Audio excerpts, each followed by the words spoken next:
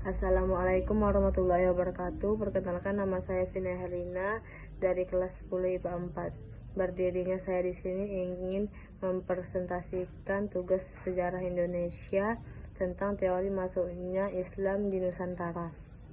1. Teori Gujarat. Teori Gujarat isinya Islam yang masuk ke Kepulauan Indonesia dibawa oleh pedagang yang berasal dari Gujarat. Pencetusnya J. Pijnapel. Buktinya batu nisan Sultan Malik Saleh yang wafat pada tanggal 17 Zulhijjah 831 di Pasai.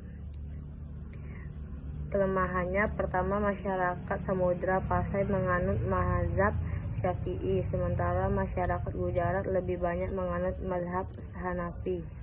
Yang kedua, teori Persia. Isinya agama Islam yang ada di Indonesia dibawa atau disebarkan oleh para pedagang yang berasal dari Persia. Pencetusnya Hossein Dejadiningrat. Buktinya adanya kesamaan budaya dan tradisi yang berkembang antara masyarakat Parsi dan Indonesia.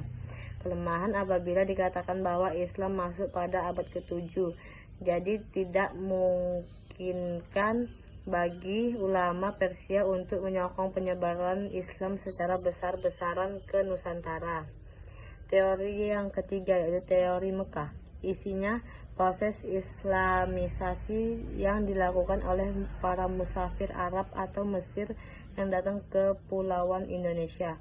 Pencetusnya Haji Abdul Malik Karim Amrullah. Buktinya bahwa bangsa Indonesia sejak awal telah menganut mazhab Syafi'i yang sama dengan mazhab yang dianut di Mekah. Kelemahannya hanya terletak pada kurangnya fakta dan bukti yang menjelaskan peran bangsa Arab dalam proses penyebaran Islam di Indonesia. Teori yang keempat yaitu teori India. Menurut teori ini, Islam datang ke Indonesia melalui Coromandel dan Malabar atau India. Pencetus Thomas W. Arnold dan Orison.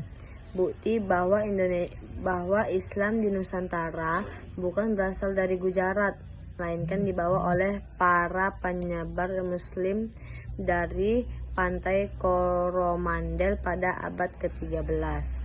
Kelemahan, belum ditemukan secara pasti bahwa agama Islam memang datang dari India. Yang kelima yaitu teori Bangladesh. Isi mengemukakan bahwa Islam datang di Nusantara berasal dari Bengali. Pencetus S.Q. Fatimi. Bukti bahwa agama Islam dan juga makam-makam yang terdapat di Indonesia atau di Nusantara bukan dibuat oleh Gujarat, melainkan dari India. Kelemahan, teori bahwa Islam di Nusantara berasal dari Bengal bisa dipersoalkan lebih lanjut, termasuk berkenaan dengan adanya perbedaan mazhab yang dianut kaum Nusantara dan mazhab yang dipegang oleh kaum muslimin Bengal. Yang keenam, teori Cina. Isi Islam yang datang ke Indonesia karena dibawa perantau muslim Cina yang datang ke Nusantara. Pencetus Slamet Mulyana dan Sumanto Al-Qurtubi. Bukti adanya masjid tua berarsitektur Cina di Jawa. Gelar Raja-Raja Demak yang ditulis menggunakan istilah Cina. Kelemahannya, belum ditemukan bukti yang kuat bahwa Islam yang masuk ke Nusantara berasal dari Cina. Sekian hasil presentasi saya akhiri. Assalamualaikum warahmatullahi wabarakatuh.